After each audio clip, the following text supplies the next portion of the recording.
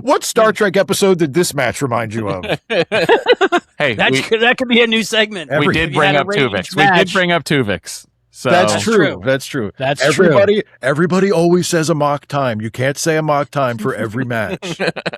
Okay, who was the Tuvix of the night? Who was the Tuvix of the night?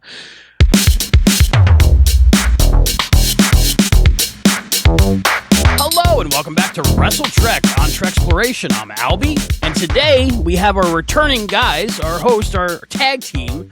We have the maniacal Matt Mira. Oh, I like alliteration. Thank you. Yes, I'm very maniacal. And some people call him scary. I call him sensational, Steve Shives. Oh, hey, so like Sherry Martel. Exactly, that's what I want. I love it. I'll take it.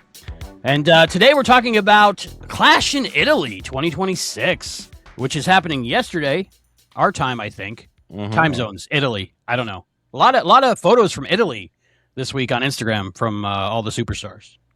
Go figure. Following any of that? Well, a 5-match card, there's not a lot for the rest of them to do. Yeah, most of them are just over there hanging out, I think.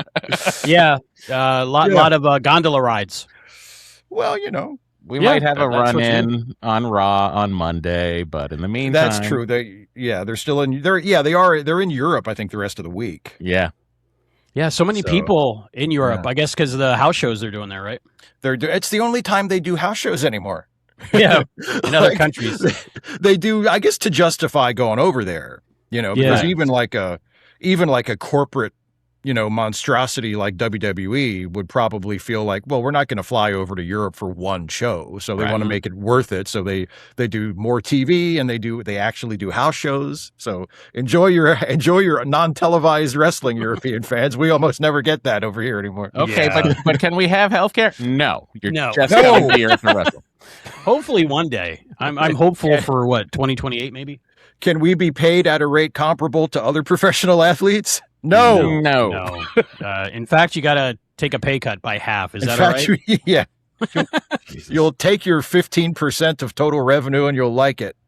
I think some people took the deal and then other people said no, and then they said okay. So I don't know what happened. Well, they've done that kind of thing before. Like this was not the first time they'd ever done that, but I think it got more publicity this time because two of the guys who they did that to were the New Day, who are still pretty big stars, and B, they have spent the last 2 years bragging about how much money they're making, and also they're just absolutely gouging people on ticket prices, and it's like, and you're asking the wrestlers to take pay cuts? Yeah, record profits. We can't pay you that much, guys. Got to keep the records going. You can't just stop it because you're paying people. Yeah. The last time they came around to Florida, I think the closest one was Tampa for me, which is about an hour and a half, 2 hours up, depending.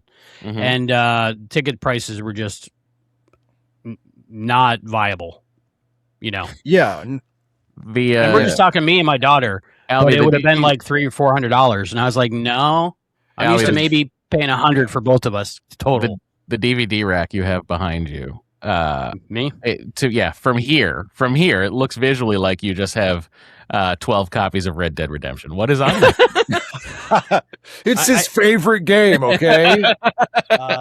I think what you're looking at is the original series. Gotcha, okay. I have the whole original series run. I just haven't put them all on the rack yet. I want to redesign it, so we'll see. I got every form of Star Trek media I think there is. Like how Steve's putting us to shame with Visible Floor. Yes. Yes. I don't have that. I keep a clean house, you guys. Okay. You do. It's because it's a whole live set, right? Yeah. Pretty much film everywhere in there. That is true. And I also, I have a Roomba, so that's, that does the vacuuming that's for the me. secret. My Roomba, if I had one, would commit suicide. You have to keep the floor clean or the Roomba won't be able to get where it needs to go. And then it'll get stuck. And then you get a little notification on your phone saying your Roomba needs your help. And then at that point, it's like, why even have one? Yeah. You got to keep I'm looking around in here and I don't think I can even set it down. The Roomba would say, I'm not doing this if it was at your house. You got a nice little DVD collection, Steve. I noticed them behind you. The Star Trek films stick out, the gray ones in a row. Yeah. That's nice. Yeah, the old. Are you a physical media guy, Matt? Yeah, I mean, I have them. They're tucked away, but I do try to buy physical games because they're just going to take them away. We know it's coming. Yeah. So That's why I didn't make the jump to the Switch too, because they're all just, a code or something for downloadable, this and that? Yeah, I got the PS5 with the disc drive very deliberately. I was like, Same. No. I can't have it. I got that when Star Trek, what is it, Resurgence came out, I think. It's the one with Spock in it, Admiral Spock, and the voices were pretty close in 3D, and it's kind of like a choose-your-own-adventure. It's pretty good. Okay, I'm in. I mean, the Voyager game's really a delight. I don't know if you've played it, but it's fantastic. I want to. Steve, have you played the Voyager game? I have not. I don't have a very good history with Star Trek games. I have a history of trying them and deciding 5 minutes in that it's not for me. Has anyone explained the premise of the Voyager game to you? It's like you play through the events of Voyager, but you can choose different things. Essentially, yeah. And it's all luck roll, but you can do such weird things that delighted me to no end. Like I forgave Seska and brought her back into the crew. Oh wow! Well, she makes good soup. And I've played through it about 5 times, and never once have I not separated Tuvix. Well, yeah. I criticize that episode, and I freely say that what Captain Janeway did in that episode was morally wrong. Yeah, but that doesn't mean I think they should have kept Tuvix on the show. Right. Clearly Tuvix had to go away at some point. But they needed to think of a different way to do it. I needed my +5 morale boost per cycle by having Neelix in the mess hall. Oh, because he's the morale officer, so you get that. Yeah. And if you play any higher than medium, even medium is very difficult. You will, just at a loose guess, you'll be mutinied on about 45 times in a playthrough. It is impossible. And then when they don't mutiny, the ship breaks up because you have not kept the repairs up. It's a fun game for dorks. Well, season 1, they were always trying to mutiny. Yeah, the Maquis. Chakotay was always like, "No, come on, guys, come on." They got it out of their systems. I'd like a role-playing Attitude Era situation where you could like play through the Attitude Era but make different choices like creatively. There's a channel online. There's a channel online that does like alternate wrestling history using like machinima with the video games, and it's interesting. Great. I'm in. Like the pink and black NWO led by Bret Hart and stuff. It's crazy. I watched some of that. That's great. All right. So this was in Italy. Where was it in Italy? Turin or Torino? They kept saying both. The locals call it Torino, but we English speakers call it Turin. Yeah. Then we should call it Torino, right? If that's what they call it, they live there. Yeah, but I mean, you're going to start calling Germany Deutschland? I mean, how far do we take this? Yeah. Slippery slope, Albie. It's a slippery slope, yeah. When the pay-per-view first started, the PLE, I was worried because a lot of those seats looked empty, but I think they filled in during the first match or so. Oh, they were and bright they had yellow. Those big staircases too. They had those 2 like grand staircases, which I thought were kind of cool. I thought that was like a cool look. Yeah, at first I thought those were like empty seats that they like tarped off because when you go to live events, they do that a lot. Yeah. But when I realized those were stairs, I was like, that is amazing, because when I went to a couple WrestleManias here in Florida, I think I went to Tampa and Miami, 80,000 people, and the stairways are so small. If something happens, most of us are dead. You know, right? But they can all get out, I think. We're burning down with this stadium if anything goes wrong. I like that their set for this one looked like it was a prom photo situation. Like you would get in front of the car. It was like so tiny and very looking. I love how they're not as bad with this as they used to be back in like the 80s and the 90s, especially the 90s. But whenever they go like to another country and do a major event, the set is always like a caricature of the Right. culture of that country. Yes. So that's why, you know, they're in Italy, so they have the Roman columns. And, you know, it reminded me of when they always used to do those UK only pay-per-views. And there would always be like, you know, a Union Jack and like a classic British car. Yes. Just sitting on on the Cooper and a red phone booth. Like, hey, we're in England, everybody. And it's like, the people there they're from England. Like, don't they think this is a little patronizing? Yeah. They're like, why is there a phone booth in here? It doesn't make sense. Yeah. That's funny. Okay. First match, Gunther versus Cody Rhodes. Cody Rhodes going over in some kind of bad ref call, maybe, let's call it. Yeah. And some bad blocking. To give Gunther a reason to demand a rematch. Yeah. It looked a little clunky, I think.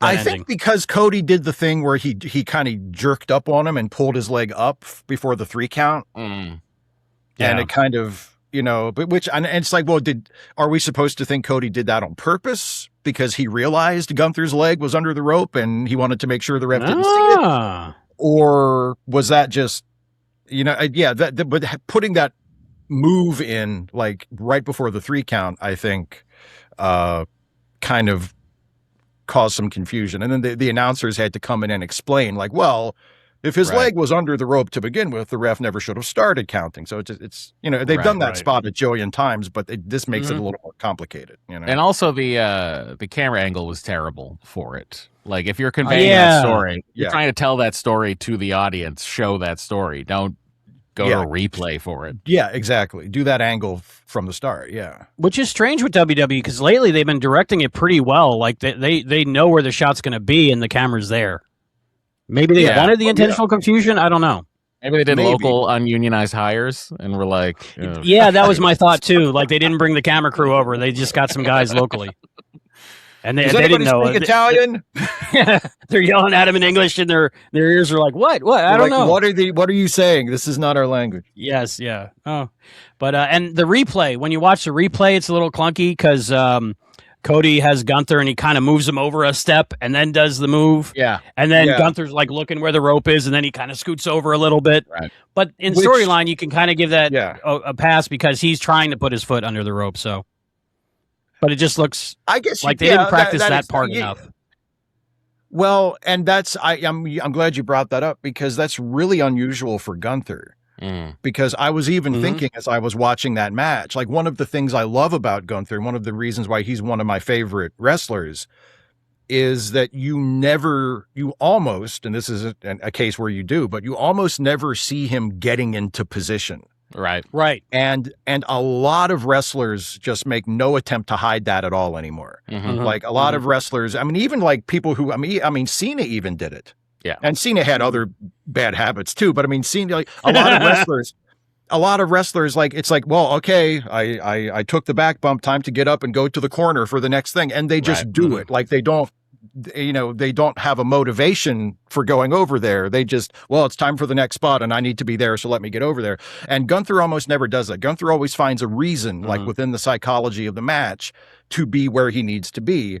But in this case, it kind of felt like he realized, oh, I better scoot over a little bit, and he couldn't figure out a way to work that in, so he just had to do it. Yeah. But it gave us an ending I didn't expect because, Gunther's been beating so many people. I didn't think Cody had a chance, but did you think Gunther was going to win the title? I wasn't sure. It wasn't one of those things where I knew what was going to happen going in, like the Brock Lesnar match. Yeah, so. Yeah. The Cody booking is interesting. There's a lot of talk of it getting stale, which to a degree it is getting very stale. And I was surprised how pro Cody the crowd was.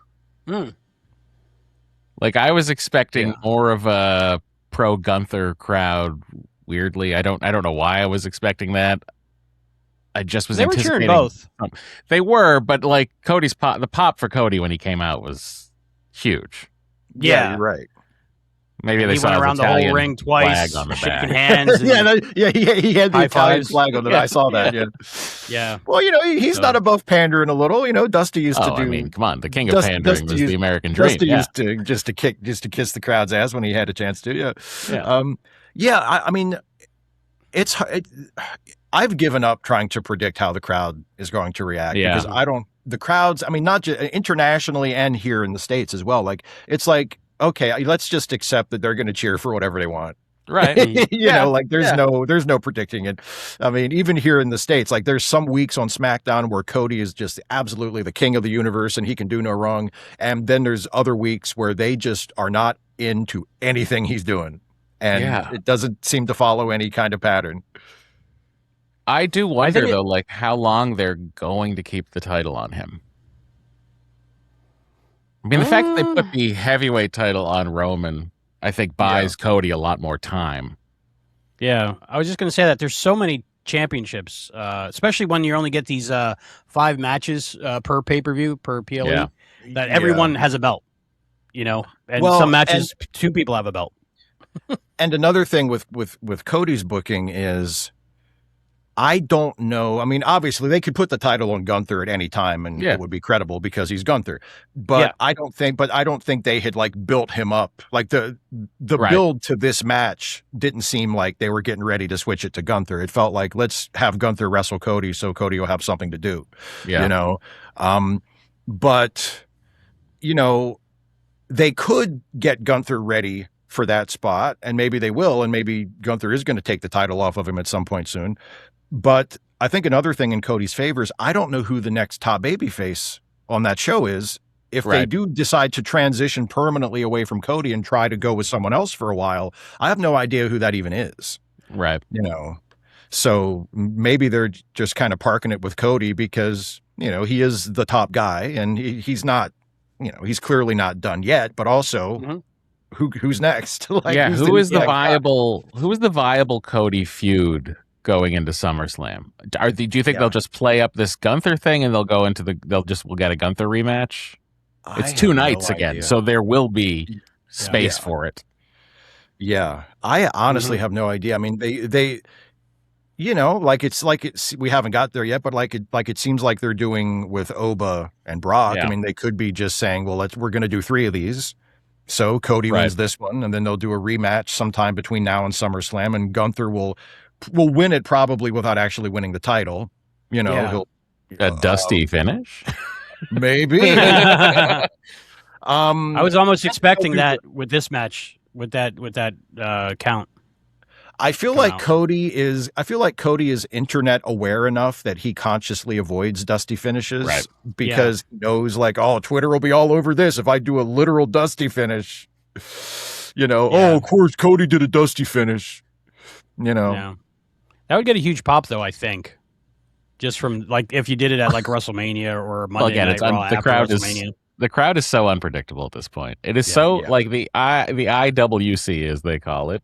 I suppose we're on the internet talking about wrestling. I guess, are we in it now? I don't know. We're soaking in it. But the sentiment on the internet versus the sentiment in real life when you're there and you're hearing the crowd. So rare. I find that it matches up more when they're in Europe, like the who they're rooting for and what they think of the booking. I think that matches up more when they're in Europe than it does here in the States. Here in the States, I feel like it's very, I don't know. It's that whole WWE live audience thing where they never understood any digs anybody made at AEW because they don't watch anything else. Right. Yes.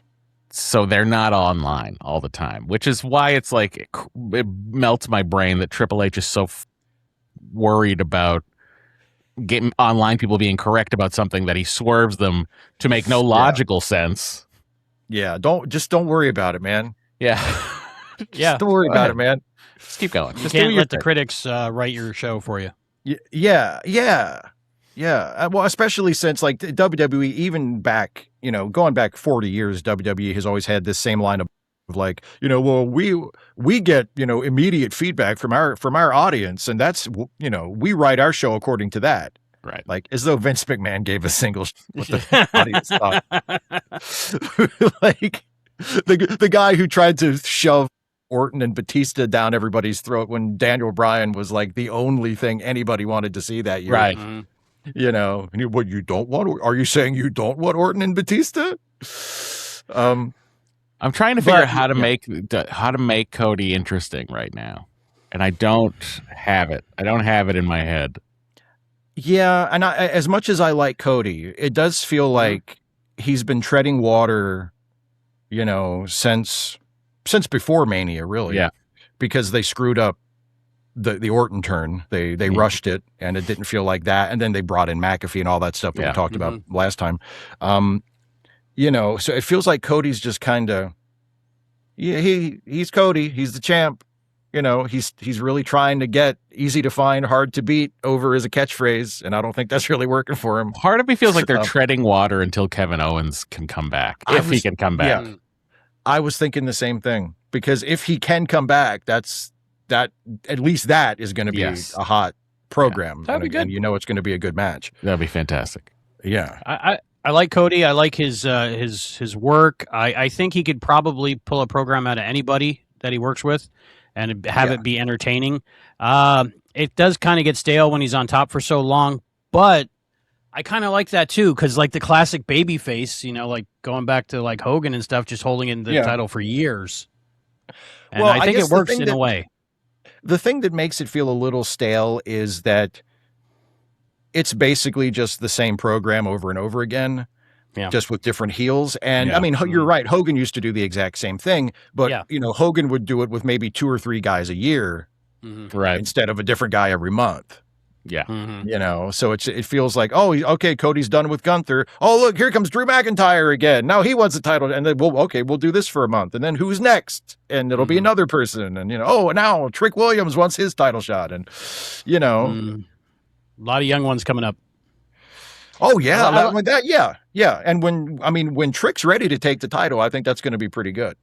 Yeah. Because I like Trick. And, I mean, he'll be a heel and they'll still cheer him. I mean, do you see a world though where they don't, like, it will be very strange if they don't just put it on Obafemi very soon. I think they almost have to at some point. Yeah. They almost have to. Or because I know, in fact, I think I even mentioned this the last time when we talked about WrestleMania, like Oba is because of the way Oba is presented, if he doesn't win a title pretty soon, it starts to feel phony, because it's like, he's like the baddest guy in the world. He's the guy who kicks everybody's ass. Nobody can touch him. Why isn't he the champion? Right. Like, why doesn't he want to be the champion? Like, in storyline, why isn't Oba like, give me a shot at the champion? I'm going to crush him and be the champion forever. Like, why hasn't that happened? I think that's what we're going to get with WrestleMania 43, because I think he's going to beat Brock at SummerSlam.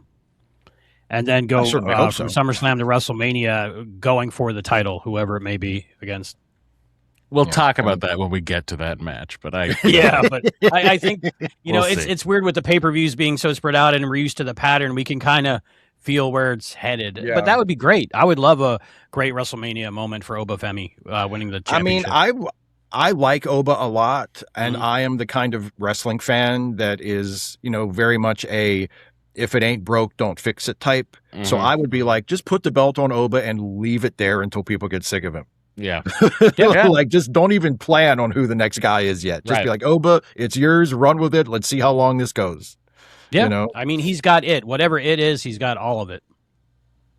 Yeah. He's great. Rhea Bloody Ripley, and Jade Cargill. Rhea Ripley going over.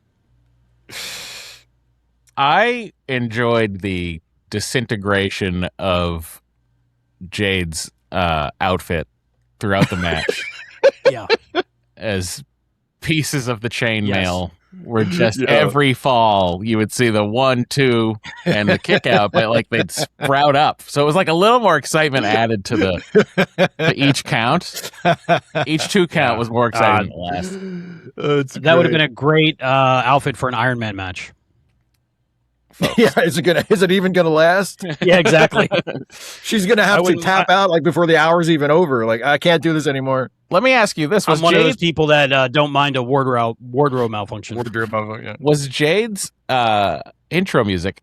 I don't know that I've ever heard. Was this a new version of her intro music, or is this the normal Jade music? Because it sounded sounded more X-Men animated theme than it had previously. Well, she's Storm, right? Yes, but I think that's what they're going for with that guitar. Yeah. I didn't notice it when I watched it, but I should go back and watch it again and with an ear for that, because I mean, it's possible I just missed it. Yeah. But I didn't notice it, but I didn't pop for music at all either. It was just kind of there. So maybe it is something different. Because they do sometimes make those little tweaks, to the themes. I felt like there was like some heavy like it was like it's just like it's different enough. Well, they saw the trailer for season 2 of X-Men 97 coming out soon. They're like, we've got to do something with that. Makes sense. You want the action figure to look close enough to where somebody who does like the X-Men will buy that action figure by accident. Yeah, exactly. Yeah, that's how you run a successful business. Exactly. Just maybe they'll accidentally buy one of our wrestling figures. If people mistake our product for something they want, they might get it. That's a guaranteed successful business model. Yeah, it's like those old VHSs of the fake Disney movies that the grandma buys the kid. Yes, and the kid's so sad. It's the wrong Aladdin, Grandma. Yeah, exactly. The wrong Aladdin. I saw a very dark Little Mermaid when I was a kid. Like, it was very dark. With the real ending, the original ending? Yes. With the original ending, yeah. Why legally, we had to use this ending, kids. We legally couldn't use the Disney ending. There wasn't even a song in it. We had to use the Hans Christian Andersen ending, okay? Don't be mad at us. Be mad at him. Yes. He wrote it, not us. He wrote it. So we're talking about Rhea and Jade back again for a WrestleMania rematch. This is WrestleMania rematch number 1 of the night, because Gunther fought Seth Rollins at WrestleMania. Right. So that was a new match. This one rematch. This, I will say, as much as it pains me to say it, the commentary I thought was pretty good in putting Jade over as having come a long way in her wrestling skills. Yeah, I thought she looked very smooth in this one, smoother than I had ever seen her look.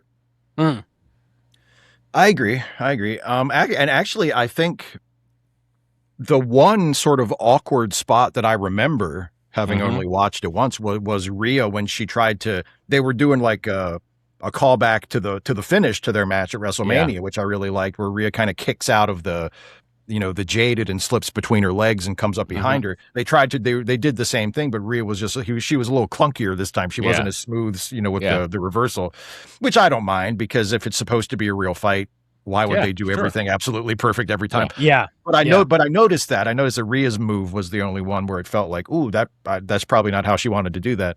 But yeah, I agree. I think Jade is improving in longer matches, because she's, usually she's squashing people if she wrestles on TV at all. Does 3 moves and which is fine, but I think that's what's great about pairing these two up together, because they're both of similar height and muscle. Yeah, and they can do things with each other that they can't really do with the people they're squashing. So it makes it, I think, like more of an attraction. Yeah, you get visually they're evenly matched. And you by just looking at them, you think, I want to see that match. And I thought it was, as a match, I thought it was all right. Yeah. It did. I think I liked their Mania match better, but this one was fine. I mean, I'm always struck by what a star Rhea Ripley is. Like, she has such a presence and such an aura that it doesn't even annoy me when she lip syncs to her entrance music, which normally I'm like, well, what are you doing, you dork? Don't lip sync to your own entrance music. But when she does it, I'm like, whatever, let her do it. Yeah. She feels like joy. It's like she's happy to be there. She's enjoying it, and excitement, I think, translates. And she even lip synced her name when they announced, when Alicia Taylor said Rhea Ripley, Rhea like mouthed along and said Rhea. I'm like, what are you doing, you dork? But it's Rhea Ripley, so it's like, whatever. Let her do what she wants. Maybe that's part anybody of what else makes does her that, endearing. and I'm like, what are you doing? Yeah. And anything she's got, I'm picking up. I'm loving it. So she can do no wrong for me. This was Serenity's favorite match out of all of them. She likes both of those, so she dug that match. Cool. The only clunky thing that I saw was I think they were going the pump handle slams. What do they call it when Rhea Ripley does it? Riptide. Oh, the Riptide. Thank Yeah. you. Yeah, and like they were doing that over and over again, and like for one of them, Jade kind of just bent over and put her arm between her legs before Rhea did anything, and it was like, what? I didn't catch that. I didn't catch that either. Yeah. Okay. Yeah, she was just getting into position early, I guess. I don't know. I love when people try to get out of moves that other people just go into. Like when Jade is throwing elbows back at Rhea, I was like, that is a logical thing that someone would be doing right now. Yeah. And you don't see that often enough where people are just like, please put me in your finisher. I'm ready. When I was watching more Japanese wrestling, which I haven't watched regularly for a while, but one of my favorite things about Japanese wrestling that you didn't see and you still don't see as much in American wrestling is that they fight out of moves. Like you don't, if in a Japanese match, if somebody goes for a power bomb 2 minutes in, they're not going to get it. Right. The guy's he's going to get heavy. He's not going to get it. He's not going to let him pick him up. He's going to fight out of it. And then, he might have to try 2 or 3 times before he actually successfully does it. Yeah. And I'm like, yeah, that makes sense. Like, why would you just let somebody pick you up and drop you? Like, that doesn't make sense. You'd be trying to get out of it. Flail every limb you have to get out of it, right?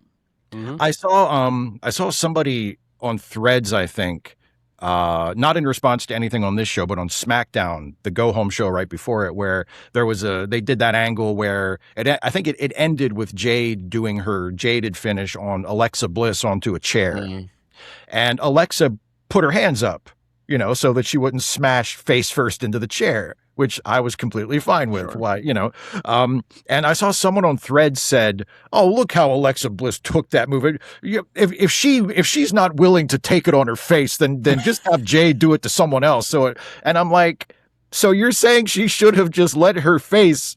It's one thing to take it on your head, like when it's on the mat, because the mat has some spring to it, and there's a little bit of padding there. But when you know that you're hitting it, but when you're hitting like a chair, I'm not mad at her for putting her hands down. Like, what are you? I'm not. Remember to make sure you let her smash your face into the chair. Yeah, and that's a pretty good face. You don't want to. It's also instinctual. It's like an instinctual thing you would do if you were being thrown over Jade's shoulders towards a chair. I too would put my hands in front of my face. And it reminded me back during the Attitude Era when there was a certain kind of online fan would like complain about The Rock getting his hand up right before a chair shot. Mm-hmm. And I'd be like, yeah, I'm so mad at him for not wanting to have his skull cracked. Putting his hand up at the last second before he gets cracked in the head with a chair. Yeah, what a boy. I'm really, he's such a wrestler for doing that. Yeah, I took one real chair shot once and never again. Stupid.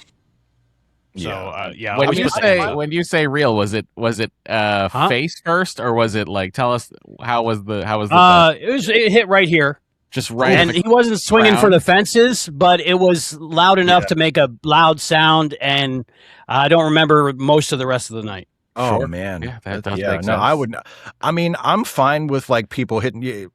I would take a chair shot like to the back. Fine. I'd be like, go ahead. Yeah, those are fine. Those never bothered me. I would never be asked. I'd be saying, no, you're not hitting me in the fucking head with a chair unless you're paying me enough that I can go get brain surgery afterwards and not have to worry about it. I was young, dumb, heel manager in the main event. So I was like, let's do it. Wow. But I was dumb. Let's not do that again. Brock Lesnar and Obafemi. Oh, wait, we didn't even talk about the interference in the Rhea match. Oh, yeah. Let's talk about that. What, 5-6 people came out? Which, by the way, I thought was hilarious when they later showed Io Sky in the crowd, that she was just theoretically just sitting there watching. Hey, we're not really doing anything together right now. It's like, how's she going to get out of this? I'm interested to see, just like everyone else. I'm interested to see if my best friend survives this. I like Charlotte all in denim. That was pretty cool. Canadian tuxedo in Italy. I Yes, love Canadian tuxedo. Yes, indeed. Yeah. I liked the pop for Charlotte. I think that the idea of Charlotte and Jade is something I didn't know I wanted, but I guess I do want that. Yeah, I can see that. And I think that, aside from the count when Jade's foot got on the rope being a little Oh, that's right. The ref kind of had. Oh yeah, she missed it. Yeah. But luckily, she put her leg up at the last second, which I feel like is a very new Jade thing, to be that aware of what's happening. Yeah, she's like, I'll just put my leg up. I'll just put my own leg up. Like if I'm between that, 2 and 3 is a close, scary time. That would be like my signature move of getting out of pinfalls. Like, I don't want to go through the effort of trying to lift my shoulders up. I would just always ask that I be pinned close enough to the rope that I can get a foot on it.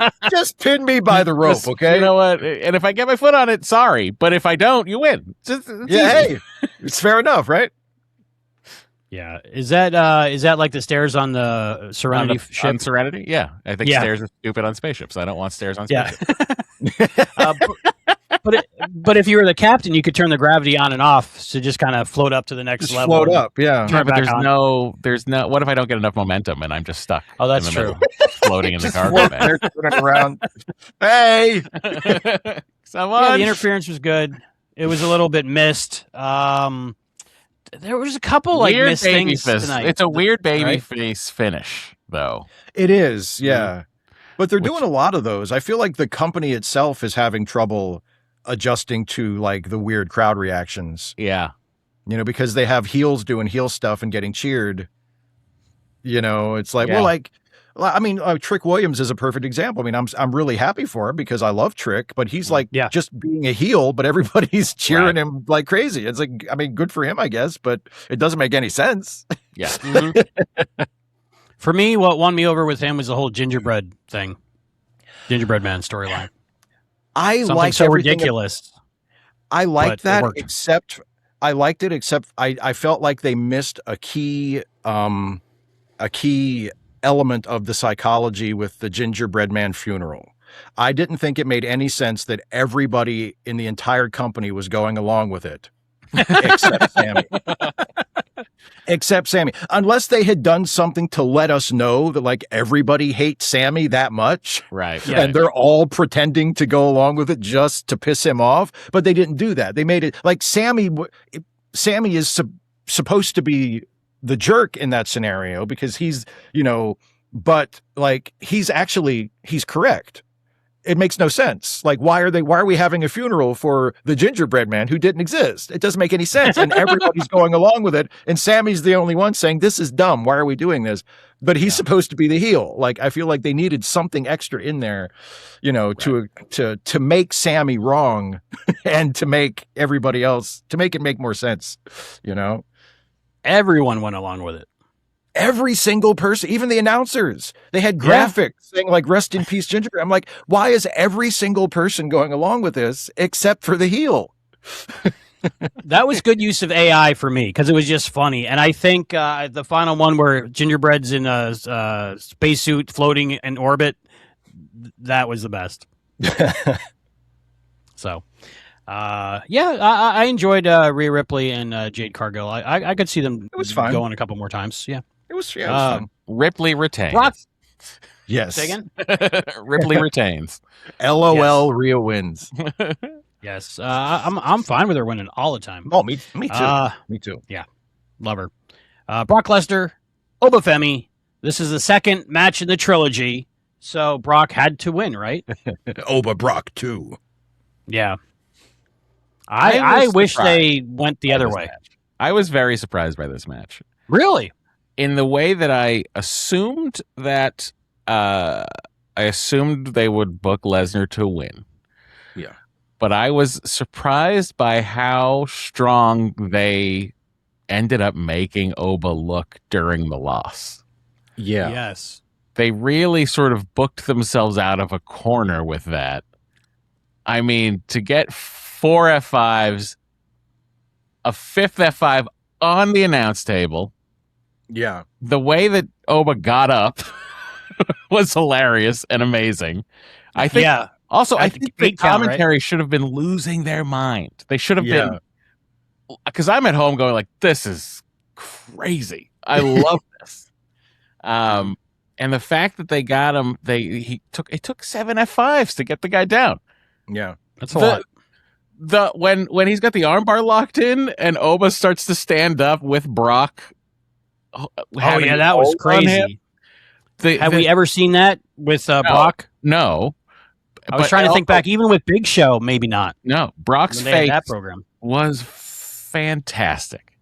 I don't like a ton about the man, but the facials in this match were incredible. Mm-hmm. Yeah, I agree. I was a little surprised too. I kind of figured they were just going to do just the reverse of the Mania match. Mhm. Just have Brock beat Oba in a minute Yeah. this time, and then they'll be like, It looked like that right to start. It did. That's what I thought they were going to do. He hits him with a bunch of F5s in a row, and he pins him, and that's it. That's what I expected. But I like that they kept Oba really strong. Yeah. Because number one, it creates a more intriguing story for the third match, which is, Brock beat him, but it took way more for Brock to beat him than it took for him to beat Brock. Right. And it keeps Oba strong, because even though he's only lost once and he lost to Brock Lesnar, like, still, I feel like they need to be real careful how many matches they have Oba losing. Like, he shouldn't be losing that many. Yeah. So This did set up a trope in wrestling that I really forgot how much it bothered me. But the trope is jumping a guy before the bell and the ref being like, okay, well, I guess we'll ring it. Yeah. It's just like, well, which they do all the time now. What's the point of the bell then? What is the point? Yeah. And they do it all the time. If they did it every once in a while, I don't think it would be so bad. But it's like that spot and pulling off the turnbuckle pad. Yes. They do that like all the time. And it's not a bad spot, but it's like they do it almost every single show. Somebody's pulling off the turnbuckle pad. I'm like, can we just not do this every single time? You're asking me in the same show to buy that it was egregious of the ref to start his count with Gunther's leg hanging off the mat. Right. And also to buy that the bell is meaningless. It's like, don't touch until the bell goes. Like, they should have been break them up, reset for a minute, then go again if you wanted to do that spot. But like, when you have time, the refs are like, well, okay, I guess we'll start now. Yeah, ring it. Well, and especially since, I mean, to sort of draw this out into a broader, issue, like, if you're allowed to do that, like, if you know that you can do that and the ref is just going to ring the bell anyway, why doesn't every single heel do that before every single match? It's crazy. Yeah. Just jump the guy every single time. Kayfabe logic is like, really, it breaks your brain. It really does. Yeah. House shows, indie shows, what you do is you make sure the guy's okay and ready to go, and you're like, are you sure? Are you sure? And they go, yeah, ring the bell. And then you ring the bell. Great. But great. Yeah. Give me that. For this, you just gotta, if they're already fighting, ring the bell. The referee says, well, I guess I have no choice. Exactly. I mean, in fairness, I think it would be funny if he was like, I can't even, what am I going to do? Do you see the size of these two? Yeah, sure. I'll tell them the fight's off. I'll tell them they're not fighting. Yeah. Can't do it tonight. Yeah. Sorry, guys. It definitely kept Oba strong, and I loved it. And I think it almost made him stronger because he was in there with Brock Lesnar for so long, took so much, and was just able to throw Brock around like he was another wrestler. It was crazy. I can't remember seeing Brock being just tossed around like a rag doll so often. And to me, he did lose, but I think that makes it more realistic, and it makes him more human, and yet keeps him strong and maybe builds him stronger even to go that long with Brock. I thought when they cut to Brock taking his gloves off, I thought he was going to retire do it again. No, I changed my mind again. I'm done. You know what? I'm going to go on a win this time. I'll see you later. He should do that. He should do that after every match from now on. Win or lose, he should make a big deal about taking off his gloves and his boots. But I kind of like the idea of Brock now deciding to retire, and then you do a little story where you just get these little vignettes of Oba trying to track Brock down to get him to come out of retirement. You owe me one more match. Yes, just like driving we can't by just on leave for 1-1. You're like, drives through his farm on a on a John Deere and yells. Brock's like throwing big bales of hay into the back of a truck, and Oba comes rocking up. You owe me a rematch. The video package they did, Brock's. I forget how Brock's voice doesn't match his body and face at all. I forget. He's got that Mike Tyson thing going on. It's very funny. It's not as bad as Dan Severn, though. Right. No, yes. Dan Severn was like, I felt bad for him. I was like, God, you're like, you could murder anybody in this building, but you sound like, a math teacher. Like, yeah, it was a good match, and I was surprised because usually Brock Lesnar matches just bore me because it's all F5s and suplexes and it's done. Yeah, but this one was all this one was entertaining. But it was still somehow entertaining. You think they're going to give him more time at SummerSlam? Or about the same? Because it was kind of long for Brock, right? I don't know if I want him to have a lot of time. I mean, I don't know if I want to see Brock having 25-minute matches.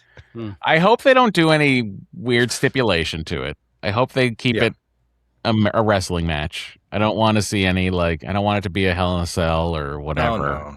I just want it to be a regular wrestling match between the two of these. Because I think... the selling that Brock was doing, combined with the selling of Heyman on the ring apron, was just so classic, good old timey wrestling to me. Yeah, and I these two for me feel like they belong. You just want to see them in the squared circle with no. I agree. I agree. Yeah, it doesn't need it. I agree. It's like oh, we're okay. You've seen Godzilla versus Mechagodzilla, but here's Godzilla versus Mechagodzilla, and they have guns. It's like that doesn't make it more interesting, right? Yeah. I don't care about that. Doesn't make me want to see it more. Yeah, but I'm looking forward to that. It's a foregone conclusion, right? That Oba's going to win. I hope so. You say I that. think so. But then I think the Triple H factor, the Triple H IWC factor, it's like, wait. The Triple H factor. You can't, I can't have my brain follow a logical linear path in WWE booking. Because they seem to veer often. Because they've screwed it up enough times that you're like, are they going to do what they should do? Is Oba going to win? I'm hopeful Oba wins, and then he has that one loss, and he doesn't lose for another long time. This was my match of the night, personally. Weirdly, 6.5 minutes. This was the perfect amount of them. Yeah, exactly. It was good. Speaking of match of the night, what about match of the year? Tell me you guys watched AAA the night before. I watched the main event. I watched the main event. I didn't have time to watch the whole show. I do want to go back and watch the whole show at some point, but I did watch Mascara contra Mascara. Yes, video Mask versus Mask was incredible. El Grande Americano versus El Grande Americano Original. I was texting Matt saying, "You got to watch this. You got to watch this." And I don't know if I convinced him. No, I said I look forward to you explaining it to me in detail on the podcast. So I will say this, and I'm at some point soon when I have time, I'm going to do a video on my channel about this, because to me, it's everything that makes me love wrestling. And love storytelling in general, because the situation is it's a mask versus mask match, but we know who both guys are already. We know what they look like. We know what their names are. There's no mystery or suspense at all. And yet, not only were all those people in Mexico absolutely glued to this the entire time, but so was I. And I'm like on the edge of when they do the unmasking ceremony at the end, it's like, I know it's Chad Gable. Everybody knows it's Chad Gable. But yet when he finally takes off that mask and says, mi nombre es Chad Gable, I'm like, this is the greatest thing I've ever seen. Because the storytelling is that good, because it works. And because, what you were just saying, Matt, about, is Triple H going to do what he should do with Oba and Brock, or is he going to try to make it more complicated than it needs to be? this worked. This mask versus mask match worked because it was exactly what it needed to be. Right. They didn't do a swerve where it's like, aha, the original won. You didn't expect that to happen, did you? Like, no, the good guy won. The heel got beat. He was humbled and he walked off and let the hero have his moment in the sun. That's exactly what it should have been. And it was perfect. And I agree. I think it is the match of the year so far. If there's a better, and especially if you take into account everything surrounding the match, the match itself was excellent, but the post match with, the unmasking and, Gable cutting that incredible promo, like he's been the most hated guy in the company all year. And by the end of it, the fans were cheering him and chanting, "Thank you, Gable," and yet, but he didn't quite turn babyface. Like he was just humbled. He didn't say like, "I'm sorry for everything I did and one day I'll win your respect." Like he didn't say anything like that. He just said, "Tonight I couldn't defeat the Mexican Spirit, but I'll be back." And they were like, and they cheered him to the rafters for it. It was incredible. I think they were cheering Chad Gable, the person, for the work he did.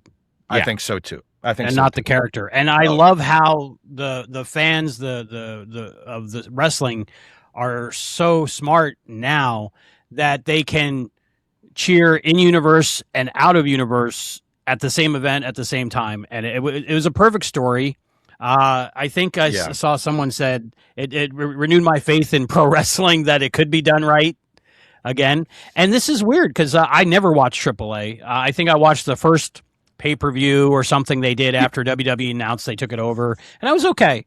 But when Ludwig Kaiser got arrested, and I went down that rabbit hole of the story of what's going on, and then this planted story about the ice, which I was hoping was true, but it turned out it wasn't true. I was like, oh, damn it, that wasn't true. And then you see the video of Ludwig Kaiser, Grande Americano, getting cheered and him getting emotional, and then you find out how much he's loved in Mexico and all this. I was like, I gotta watch it, but I wasn't expecting it to be that good. To me, it was just the best match I've seen in so long. They're both such good wrestlers, regardless of the mask situation. Oh, absolutely. That is the beauty of that feud. You put two of what do you even say? Like grapple for grapple, the two of the best wrestlers in the world going at each other with a story that is very simple to understand and is very easy to follow, whatever language they're telling it in.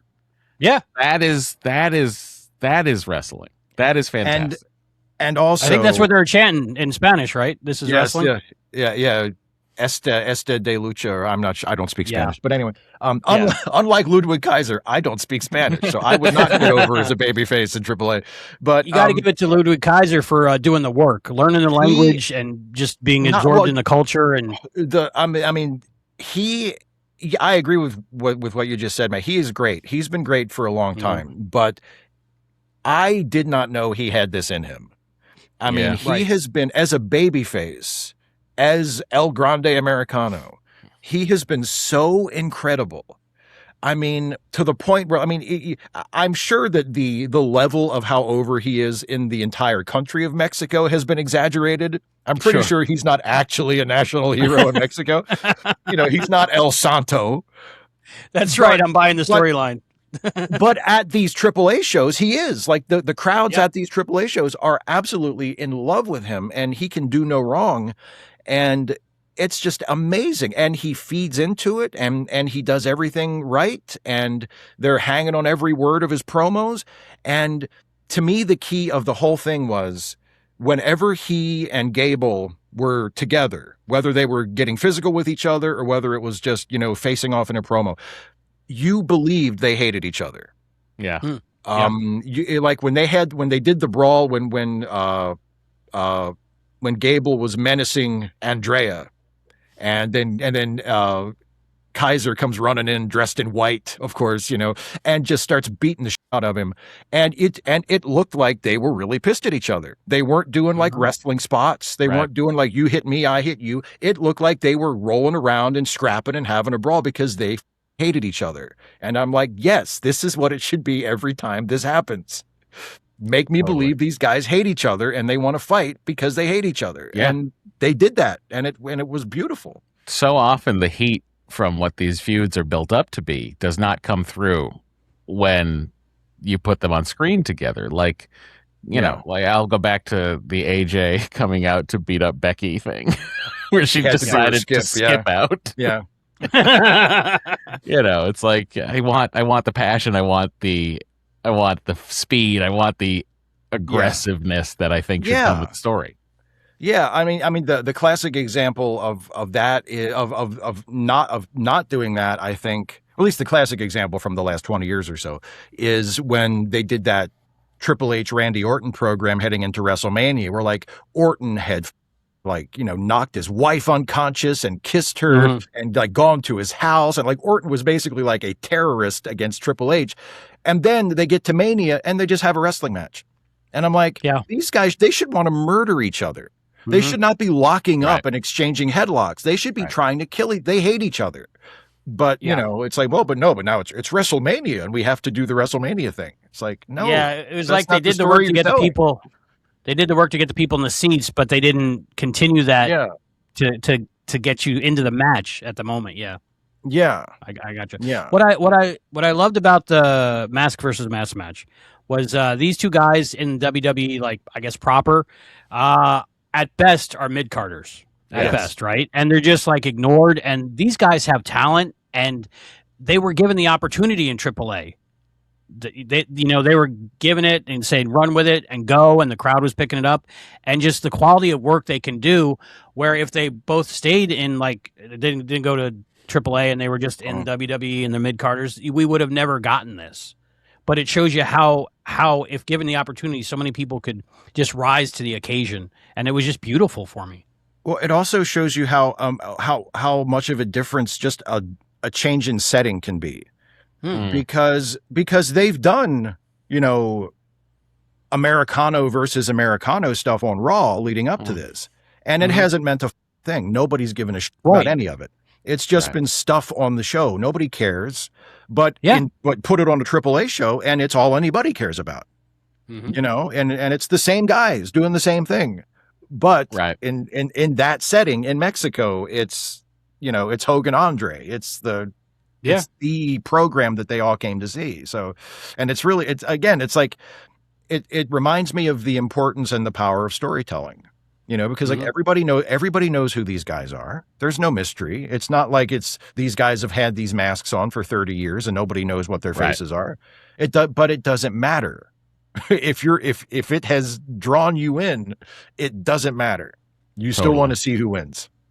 That was another one of the best parts of it, I think, was because when Chad Gable revealed himself, the crowd acted shocked, and then the whole internet community acted shocked, and we're just all still playing along with it, and it's amazing. That's because they let the audience in on the joke. They let the audience in on it the whole time. The whole time they've let the audience in on it, and I think that is key to really, really sort of just forgetting that wrestling is anything other than great storytelling at its best. Right. Yeah. Right. I loved the family in the ring for Chad Gable. I loved the girlfriend coming in the ring with Ludwig Kaiser. It was almost like a mini Miss Elizabeth moment there for a second. I had that feeling. Yeah. It was good. It was soap opera. Yeah. You know, I mean, a lot of times people say that about wrestling and it's not really true, but this time, no, this was a telenovela, like completely. In the best way. An incredibly bloody telenovela. Oh, he was gushing and gushing. They were, I felt bad. I was worried about Gable because he was like actively bleeding while he's cutting his promo after the match. But if you're going to do it, that's the exact moment to do it, right? Yeah. It was perfect. It was legendary. Absolutely. And what I loved about that also is it reminded me of like Tobey Maguire Spider-Man, where he's all beaten and bloody and his mask is half ripped off and you can tell who it is. It was just It was, I loved it. I loved everything about it. So maybe match of the year, which is crazy to say, but I think that might be. So far it is match of the year that I've seen. I mean, hope maybe we'll get something to top it, you know, for the rest of the year. But no, to me, it's hard to think of anything that even approaches it. Yeah, I was texting Matt that I want the action figure 2-pack of this match.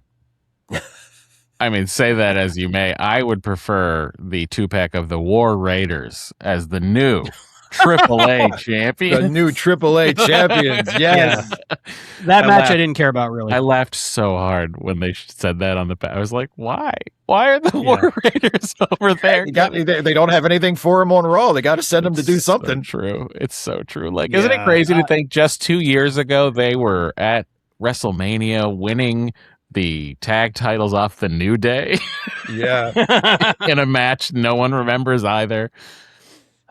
They never clicked for me. Never popped. They're for so bad at tag teams. It's crazy. Exactly. It's not the War Raiders' fault. No. It's the company's fault. They have no idea how to book a tag team division at all. They really never have, except for a few instances where they got lucky and they got a hot team. Right.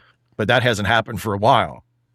No, it's one of those things where, like, it's such a wonderful brand of wrestling when it's done correctly that it just feels like their roster's so big. Just, give me some tag teams. Fix up some tag teams. Yeah. Yeah. And just let them wrestle. Yeah. Just have a tag team match. And you do like hours of TV every week. Right. Yeah. Why doesn't Raw have why doesn't Put 2 Raw people in similar outfits, please? Yes, yeah, exactly. Just have them get them in matching tights, have them wrestle another team, Yeah. Yeah, but AAA won me over that night. I think I'm going to start watching it, which I don't have time to watch all these things, but I think I'm going to start. I've been trying to watch it every week if I have time. I don't always get a chance to catch it, but it's a pretty good show, and it's an hour, which is beautiful. I'm like, an hour wrestling That's show. wonderful. That's and yes, and I was pleasantly surprised by the match quality, that they're not just doing insane high spots the entire time. The match quality is actually usually pretty good. If you have time to watch it, I would recommend checking it out. This conversation has won me over. I'm going to watch it later. So awesome. Well done. Correct me if I'm wrong, but I think Taker's booking AAA, right? He's listed as an executive producer, and I know he's down there he's involved with the company. I don't know how hands-on he is with creative, but he's he's the WWE company guy down there, taking charge of things now. Which is insane. If you would have told me, in 2026, The Undertaker is going to be in charge of one of the 2 major Mexican wrestling promotions, I'd be like, what are you talking about? The Undertaker? Wouldn't seem right. He's going to be in charge of one of the 2 major lucha companies? Yeah, of course he is. Of course he is. It was weird for me to watch it because I'm not used to. I don't watch a lot of lucha libre Mexican wrestling, but when the Americans that were like invading and they had like an American flag and stars and stripes on them, I don't know who they were, a tag team. I was like, that's like when the Mexican wrestlers come out and they have Mexican flags on and beat people up. I'm like, but it's like Bizarro Universe, like in that episode of Sliders. Exactly. It's crazy. I was like, I'm into this. That was the Creed brothers. Was it? Okay, I don't know anything about them. Los Americanos Hermanos. That's the Creed brothers. Yes, there was a lot of Los Americanos everywhere. They were Hermanos, is that brothers? Yeah, the American brothers. Yeah, okay. and then the El Grande, the real El Grande's 2 guys are just called Los Americanos. But Gable's backup was the Creed brothers, and their lucha aliases are Los Americanos Hermanos. I love it. Yeah, I even wanted to mention I like that when they were doing the guitar spots. The one wrestler with the pink hair, like I didn't know who they were, but I knew there was like a documentary and something made about them, maybe. And so I even popped for that. So and everybody else went crazy. So it just seemed perfect all around. So it was really we got to talk about that. Becky Lynch versus Sol Ruca for the Women's Intercontinental Championship. Sol Ruca going over, winning the Women's IC title. Thoughts? Becky's trying to get somebody over again. We'll see if it works this time. Yeah. I don't want her ending up like Valkyria there. Yeah. I mean, look. Who was in the crowd this time? That's got to be so humiliating to be like, hey, we'll get a shot of you in the crowd watching the wrestling show. I mean, just the fact that they even showed Liv Morgan with the championship belt. Just like, why are they sitting in the crowd? Why are you showing us this? We don't want it's crazy. 5 matches. This is not 5 matches in Italy. Let's bring the whole company. Let's to Europe. Yeah. But yeah, I mean, I'm not. I have nothing against Sol Ruka. I think she has a lot of potential, and she'll probably, if they stick with her, she'll probably turn out to be a decent talent. But I haven't seen that moment or that match from her that makes me think, aha, like that's it, you know? Mm-hmm. And honestly, I mean, I did see it once with Lyra, but in NXT, I didn't see any of it. I didn't see it from her on the main roster. At least I haven't yet. But I at least saw like a spark of something from her that made me think, okay. But with Sol, it's like, I mean, she's obviously incredibly athletically gifted. Even though that finish makes no sense at all. But when she hits it, it's pretty. It looks amazing, but it's like, why would you ever do that? Like, why would you ever do that? But yeah, I mean, but it does feel a little bit like, well, Becky wanted to put somebody over, and you know they want to try something with Sol, so let's see if this works, because it feels very, very much like what they did with her and Lyra last year, and that didn't really go anywhere. My favorite spot in this match was Becky trying to hit her and her getting up out of the way so that Becky just hit the ring post. Yeah. I was like, that was good. That was good cool. core She strength. did like a sit up. Yeah, that was cool. Yeah. There was one kind of missed spot where Sol was kicking Becky, I think, and Becky laid down a fraction of a second too early, and there was so much space. Yeah. There's a lot of with the high flyers. There's a lot of let me help you. Let me get into position to help you do this. Yeah, and I think if they had a different camera angle, it would have been fine. Yeah, if which is like, it's like throwing a punch in a movie. You know, if the camera's behind the guy throwing the punch, he can miss by a foot, and you're not going to know the difference. But yeah. So I'm very glad that Sol actually hit the Soul Snatcher. Is that what they call it? Yeah. At the end, because if it was clunky and then she went over, it would have been really bad. Well, I'm glad it worked out. I'll give that move this much. It's always interesting right before she goes for it. I'm always paying attention right before she tries it, because I'm like, is she going to hit it or not? Yeah. Are they going to have to edit this one out? Yeah. It's so weird to have such a high risk finisher, like in the sense of high risk in the sense of botchiness, not in the sense of danger. Yes. But in the sense of you really need it to go exactly the way it needs to go, or this thing's going to look ridiculous. Yeah. I'm hopeful that they had a backup plan. Like if she didn't hit it, they would go for another couple minutes and do something else and then go back to it. I mean, I feel like Sol should have one of those just standard in general. Like they should go, that should be something they go over in the locker room before everyone. Now, if she doesn't hit the finish, which it's 50-50 whether or not she will. Yeah. Here's what we're doing. You know? I was surprised they didn't do more before the finish, because I think Becky teased going for the Soul Snatcher at one point. So I thought they were going to go back and forth with it, maybe. Well, they did the out of nowhere thing. I think they're trying to get it over like the RKO, which again is kind of ridiculous, because that's really not a move you can hit out of nowhere. You have to have your opponent bent over in the corner, facing the corner. Yeah, like, I mean, Orton can hit that move whenever he wants. Like, the RKO is a move that's believable. Like, he could hit you with that at any time. But the Soul Snatcher, it's like, well, yes, any time when the opponent is bending over, facing the turnbuckle about 3 or 4 feet out of the corner, then yes, at any of those times, she can hit it. I really like Sol Ruka. I don't know much about her. I don't know much about her story, her personality. I think I've seen a few things about she's making her own clothes, and she seems cool, like a chill girl from Hawaii. But I don't know her. And when I'm watching her matches, I'm always impressed by her athletic ability and her moves and her flips. But it almost feels like I'm watching more of like a gymnastics performance than a story. I'm not getting stories. So I hope that they figure out how to tell a good story with her. She hasn't. Sol Ruka had not won a match in WWE since April 20th. Okay. And then after that, she had 1, 2, 3, 4, 5, 6 losses, 1 DQ win over Becky, but like, It's interesting that they're like, okay, you're going to win now, and here's a belt. Yeah. Yeah. We're not going to do anything to build you up for this at all. We're just going to throw you right into the title match, and you're going to win. It's almost like they just needed some belt to change hands because they're doing a PLE in Italy. So for the Italian fans to not think it was just an afterthought kind of show. To please Saul Ruka's huge Italian following. You never know. Maybe Italian she's people really might like over in Alliance. Italy. I don't know. Maybe she's really over in Italy. But it wasn't a bad match, but it kind of it's a little boring, a little bit. And No, it's like I said, I didn't get invested. I'm still invested in the car Becky feud, the building of the ref and the wrestler.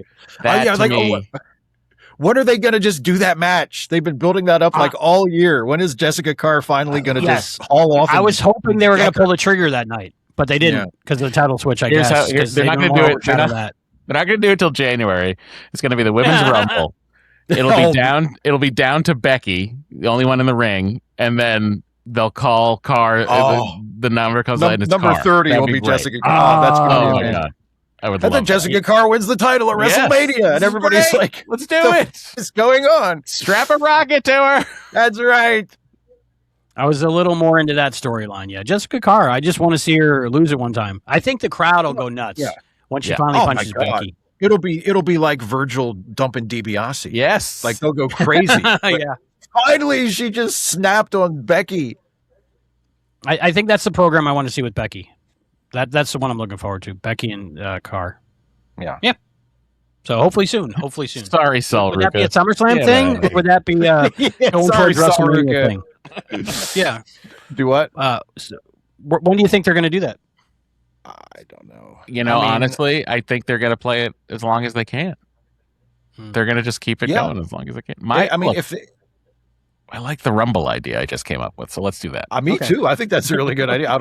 I think there's no chance they do that. Correct. But I think it's a great idea. It would be perfect. The crowd would pop the most, I think. Oh, yeah. Just because that whole walk down, people are going to be like, oh my God, this is going to be so good. Or like she comes out in the theme She comes out in the referee shirt and then pulls it off, and she's got wrestling gear on underneath. Oh, that'd be great. Yeah. Or if she's around the ring as one of the refs. Oh my God! She gets in where they say the 30 bell goes off. And she just gets in. She's like, "That's right, round number 30." That's even better. I think you just wrote it, Matt. That's great. Send that great. In. Have Tripp sign it off. Do it. Let's get you on Unreal, Matt. No, let's have him actually book the show and not whatever they're doing. You can book one of my Unreal. shows anytime, Matt. Guys, it would make too much logical sense for them. They would be there's like, not enough phony drama for an episode of Unreal. All right, so then we go to Tribal Combat with Roman Reigns versus Jacob Fatu. Roman Reigns going over. What is Tribal Combat? Explain that to me. I know it's It's a no DQ match. That's the only difference, right? That is all it is. It's a no DQ match. Does it mean it's always for the Ula Fala, or is that a separate stipulation? I think far it's always been for the Ula Fala, but what's that saying? This match was just like everything I've seen before. Yes, truly, it is so repetitive and reductive at this point. All of the Bloodline stuff. It was incredible while it was happening for the first 2.5 years. Yeah. But this really does feel like we've hit the cycle, and that this feels like we're watching the last episode of Seinfeld when they're in the prison cell and they start having the conversation they had in the pilot about buttons. Yes. Mm-hmm. This is what it feels like. Like when they cut over to Solo at the end of the match, I was like, oh.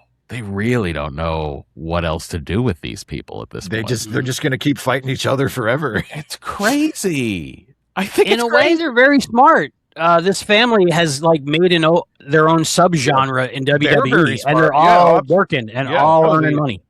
It's a great time to be a member of the Anoa'i family. Yes. I suppose it is. I mean, you're going to at least get a shot at Roman. Yeah, and you got to know if you're somebody's cousin's cousin's cousin. If you get in the gym, you got a chance of getting in there. Yeah. Well, it's another one of those, like I was saying about Mask versus Mask in AAA. I have never believed that Roman and Jacob were really mad at each other. I've just never bought it. They've tried very hard to get that over. They've had them attacking each other and throwing each other through the tables and through the barricades, and Jacob using the Tongan death grip. And I mean, but it's like, I'm sorry, I don't believe they're really mad at each other. This feels like something that they're doing for TV. I don't think that Jacob really wants to kill Roman. I don't think Roman is actually that worried about Jacob as a threat. It doesn't read as true to me. It reads like they're playing scenes. And also, as much as, and I really like Jacob Fatu, but I don't believe for a second he's winning the title from Roman Reigns. Like, that's not right now. Not right. Yeah, not right. Maybe eventually, but not right now. And kind of like what they did with Sol and Becky, and also like what they did with Orton and Cody leading into Mania. It feels like the Jacob and Roman thing is something they just threw out there. It's just like, well, what do we do? What are we doing with Roman for the next few months? Let's have him fight Jacob a few times. Okay, like there's no momentum behind it. It's not like when Jacob walked out on Raw that night to start this, everybody was like, oh, finally. Yeah. It was just like, what are they doing? Right. Has Jacob even won a match in the last 3 months? I think he beat McIntyre at Mania, but leading up to that, it's not like he was, setting the company on fire. But now I guess even that Mania match wasn't my favorite. But had they done it a year earlier, it would have been working. It would have worked fantastically, because when Jacob came into WWE, he was so hot. He was so good. The Samoan werewolf, he was unhinged and no one could contain him, and he would get up from shit that nobody would get up from. And it was great. You made him a monster, and then you kept him on TV and didn't really have much for him, and somehow he wound up in a feud with Drew McIntyre for no reason, et cetera, et cetera. And then you wind up with this situation where you're just watching him fight Roman, and I find me one person on the planet who thought that Jacob was going to win that match. Yeah. Yeah. Even without knowing that he got injured the night before. Right. Oh, yeah. Yeah. I didn't notice. For me, that didn't even notice any effects from it. Well, and what was it? A leg injury, right? Yeah. But they were going slow enough that you're like, oh, yeah, okay. Poor guy. Yeah. Yeah. And it's just, it feels like you said, I mean, Roman just seems like he's just trapped in this cycle of fighting members of his family over and over again. And I'm not sure who I was supposed to be rooting for. Right. Because Roman, I guess, is nominally the babyface. Yeah. But he's a huge asshole. He's a huge asshole. Jacob is supposed to be the heel, again, nominally, but he's the underdog who wants to have a better life for his family. Exactly. So why am I? To me, is the babyface storyline, right? Of course. Of course. But so it's like, so Roman's the babyface, but he's a massive prick who condescends to his other family members all the time and thinks everything is about him. And Jacob is the heel who is fighting to send his kids to a better school. Yeah. And wants to get a little bit of the wealth that the rest of his family got while he was in prison. But I'm not supposed to cheer for him. It makes the whole thing is backwards. It seems confusing, but it's almost smart in a way, because it gives fans of either guy a reason to root for them, maybe. Especially with the Jacob Fatu thing. Because when I heard that, I was like, well, of course he's got enough money right now because he's in the WWE to send his kids to any school he wants to. But just that storyline. He could have taken a pay cut. You never know. He could have taken a that's true. Maybe he took the 50% pay cut. Well, but I think the thing with that, though, is, I mean, I agree, Albie, that would work if the feud was over. And I don't think it is. Like, if it was Roman, if everybody was absolutely, invested in either Roman or Jacob, and then, it wouldn't matter which one of them was the babyface, because the people would just cheer for whoever they wanted anyway. But I don't think this, it's not like Austin versus The Rock, where people were like, I'm going to cheer for my guy. I don't care if he's supposed to be a bad guy or not. But this isn't that situation. This is more like, why is this the main event? Yeah. There's also still something with Roman's character where you feel like that character really hasn't come to terms with anything he did during his reign of terror. Like there's been no real, I don't know that I need an apology from him but I just need more I just need more people acknowledging what a prick he was. Yeah. Well, and it's also it's that, and also he hasn't really paid for any of it. Right. Like he was an asshole for 4 years, and everybody was, and then he lost the title, and there was a nice blow off, and everybody was like, yay, somebody beat him. And then he took some time off and came back, and he was immediately a top guy again. Right. And it's like he's paid no penance for, being such a prick for all those years. They've got to start building to Seth and Roman. I think they're waiting until Moxley is free to do something with that. That's my dream, that they reunite the three of them somehow. So everybody can see him and go, where's he been for the last 7 years? Did he retire from wrestling? Yes, of course he did. Welcome to WWE. John Moxley. Oh, that's his name now, I guess. When did he change that? Dean Ambrose. Oh, have you been watching Danhausen saying how Renee got divorced from Dean Ambrose, and now she's with a new guy, John Moxley? I didn't see that. And it's very sad, but he's very happy for her. I didn't see that. That's hilarious. He didn't like the other guy, but he likes the new guy better. I like the new guy. Yeah. So it's funny. That's something I was disappointed. Weren't they teasing like Santino Marella coming back? I was hoping for like a Santino Marella and Danhausen segment. Something. I'm glad we were spared that. I mean, honestly, I did. I like that fun stuff. It was nice to see him in the crowd. Yeah, get a nice reception. Yeah. But I wanted the snake puppet, and I wanted Danhausen to curse the snake. I don't know what I wanted, but I wanted something like pulls out like his own like Dracula version of the puppet. And, that'd be great. Yeah, or little Wolfman puppet. I don't even know. Frankenstein. Look at this. Who's this guy? Yeah. Or a Simpson sock. I don't know, something stupid. Yeah, exactly. But I think a Simpson sock. Yeah, knowing him. But I think the only thing we got with Danhausen was that commercial for Scary Movie, right? What's up? What's up? Yeah. And then you watch him go to the background. Like he walks out of the field of focus, and he's just standing there out of focus, staring at the camera. It was very funny. Yeah. He's really funny. I mean, the reason why all that Danhausen stuff works is him. Like he has great instincts and great timing, and he just knows how to do that and make it funny. Because if it was WWE comedy, it would be absolute death. It would be absolute death. No question. Yeah. Post show. What do you think of the post show? I think Heyman did good. He had the crowd eating it up. I think Cody. I only watched Cody's. Yeah, I only watched Cody's promo. I didn't watch the whole post show. Yeah, but even Cody felt like he was like not getting what he thought he would be getting from the crowd. Yeah, I agree. It was very he seemed a little off. interesting. Well, and it seemed like he couldn't hear people either. Like I think there was one point where he had to have Big E like repeat himself because and Big E was like, I don't know what I just said. Yeah, and Big it's E so asked true. him like, you're just out there talking, you don't know what you're saying. Yeah, Big E asked him a question, and Cody was like, "What?" What did you say? Can you repeat like, that? I don't know. I think Cody might have enjoyed a little bit of Wheatley before that. Possibly. Sure. That's what it seemed like to me. Yeah. He just goes on that bus and gets plastered. Yeah. And comes staggering. Oh, they want me to do the post show. Constantly hammered. Yep. Is there a sponsor? I have to drink it. They're a sponsor. It was all right. It was something to watch. Sol Ruka was out there, so got to know her a little bit better on that. But the Heyman segment was really good, and the crowd really loved Heyman.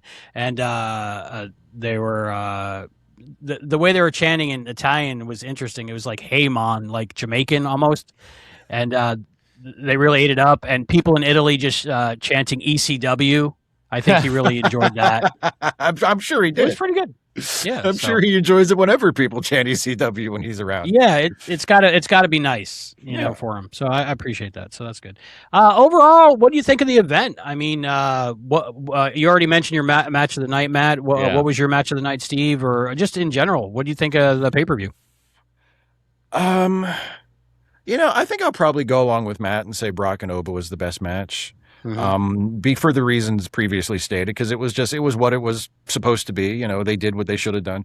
I thought Gunther and Cody was good too, but you know, it felt like the little, you know, complication with the finish, you know, kind of dragged it down a little bit.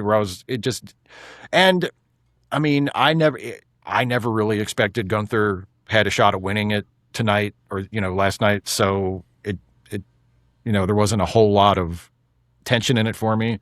Right. But it wasn't a bad match. I mean, nothing on the show I thought was really bad. I kind of got bored with Roman and Jacob, but it's not that it was bad. It's just like, okay, they're just going to do this for half an hour and then that'll be over, you know? So yeah, I think I'll say Brock and Oba was my favorite match, and as an event, I thought it was okay.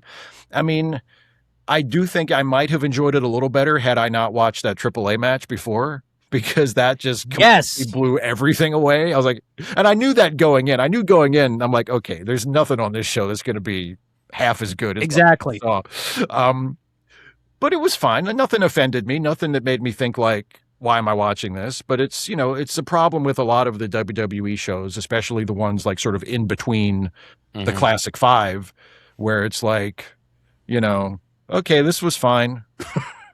I'm not going to remember it in a week, but this was fine. Yeah. After watching the AAA, I was like, oh, we should have just talked about that. Because I went into this PLE going, there's nothing that's going to be that good. I don't care what they do. So it's almost like a palate cleanser kind of event. But I was excited to talk to both of you about it, but I knew I wasn't going to get the feels like I did the night before. Yeah, it was nothing. Like I said, it was fine. Yeah, it was fine. Fine. That's good. Yeah. Matt, as a whole, I mean, it was a very WWE middle of the season show, like a very, we're going to put 5 matches on. We may or may not be telling you stories in the matches. Some of it may be that we just had to put them on because we're in a foreign country and we need to fill it with stars, and you're going to see a lot of matches you saw at WrestleMania. And I just thought, it was, I mean, honestly, the only thing I'm going to remember from this card and this night is the crowd was great and Oba and Brock. Like, that's the only thing I'm going to remember. And I also have that I'm going to go on different. That's the only through line from this evening that they're going to carry through. Yeah, I was impressed by Oba and Brock, but I'm going to go in a different direction. I think my match of the night, my favorite match, probably was the main event. And it wasn't because of Roman Reigns, because I'm kind of bored with him, but he's great. He does great work, but just I'm bored with his character, I think. But I really love Jacob Fatu, and I think he's doing great work. I love his facial expressions. I love his moves. I love the story that he's telling. Maybe not the overall story, because it was kind of like as expected. I think the match was. I think I saw exactly what I was expecting it to be. Right. There was a couple things in there when Roman was going after his fingers and in a couple spots that where obviously he's safe, but it looked gnarly. But I just enjoyed that, and I think it ended good for me. But again, I was still thinking about El Grande Americano. El Grande Americano. El Grande Americano. So maybe I'm going to be a AAA guy now. I don't know. I'm really interested to see where they go with him after this, because the mask versus mask was like the big. I assume he's going to win their top title at some point. That would be insane if he doesn't. They have their Triple Mania event coming up in September, I think, which is like their version of WrestleMania. September. I would the end of September, I think. Yep. Yeah, something like that. I would imagine he's going to be winning their top belt at that. I would hope so, but we'll see. We'll see. Before we give our final rating out of 5, I think we got a couple of show and tells. Did we ever come up with something alliterative, Matt, for a show and tell for wrestling? Toys? I just thought foreign objects, but that's because we could beat each other over the head with them. The brass knuckles made out of the wrist tape. Yeah. Yep. Gotta love those. Did you want to go, Matt? Oh, sure. Well, I just wanted to show you guys. I cleaned my office up a bit, and I was able to find the stunning Steve Austin sign. Oh, nice. Yeah, I just love the vigor with which he wrote "stunning." Like he was like excited to do it. Yeah. He was like, "Oh hell yeah, That's hell nice. Yeah!" Yes. Stunning, Steve Austin. Shit. Hell, kid, I am stunning. When is the stunning Steve Shives action figure coming out? I think you could sell some of those. I need to grow my blonde locks out and get my early 90s, like short style tights. Oh man, they were What's so that great. company that's been making YouTube action figures? Did they ever approach you, Steve? No. Oh yeah, I think I AJ feel like I'm from still a little Wi-Fi under got their them. radar. I don't know if I'm big enough to warrant an action figure. Maybe you and Stuffy and a couple of the friends in the whole big play set. If they wanted to do like a Stuffy play set, I'd be up for that. Yeah. That'd be cool. I would really like that. This is my foreign object, I guess we're going with. Oh, hey. This is an LJN original of Greg the Hammer Valentine. I pretty Still on much had the card. whole set as a kid. Yeah. Yep, on card. I had the whole. This is from when I was a kid. I had the whole set on card. Basically, I maybe not all of them, but as I look at them, I think I had most of them, and then the subsequent sets. But I had run into some financial trouble a while ago and sold most of them. But this one I kept because I have it autographed by Greg the there Hammer it is. Valentine. Oh, cool. Because he's local. He's a local guy around here. So we were able to book him for our events. So one of my early matches, Barbecues and such. He'll just come by. Hey, spin some Greg yarns. Valentine will come to your party. Well, that's the thing, right? That's the thing. I wanted rhythm and blues as my groomsman for my wedding. Right? And Wow. I could afford it at the time because I knew their Wow. fees. I knew their numbers. And I was just like, if they can come out, in their outfits to their entrance music as my groomsmen, that would be. But it was vetoed by the bride. So let that be a lesson to you. If your bride to be doesn't want you to have rhythm and blues as your groomsman, don't do it. But yeah, so it was great working with him. I got to referee him a couple times. The first match I did with him, it was the last match my dad saw me do. Because he was very old and stuff, but it was like the proudest I think my dad had ever been of me, like refereeing Greg the Hammer Valentine. And my best really memory of that is I was just starting out, right? And I always ask every worker, what's the finish? What's the finish, right? So I'm in the back and I say, Mr. Valentine, let me know what the finish is, or could you let me know? And I was like very timid and very scared. He took me, held my shoulder and like sat me down on the bench in the locker rooms. He went over the whole match, beat by beat by beat. And of course, I only remembered a little bit of it because I don't have that kind of memory that can remember everything. Right. But I just that like 10 minutes he spent with me was like everything as a little kid growing up with the little rubber action figure of him. Oh, So of course. That's fucking Greg the Hammer that's my foreign Valentine. object. Yeah. Yeah. Fantastic. And he's still around. So maybe I could, if I find somebody to marry, maybe Rhythm and Blues can still do it. They might have the walkers Maybe he'll be a group or something to this wheel time. them out. Yeah, but for $1,000 total, You get have them come out. Get DDP to push him out and do the whole WrestleMania 6 recreation.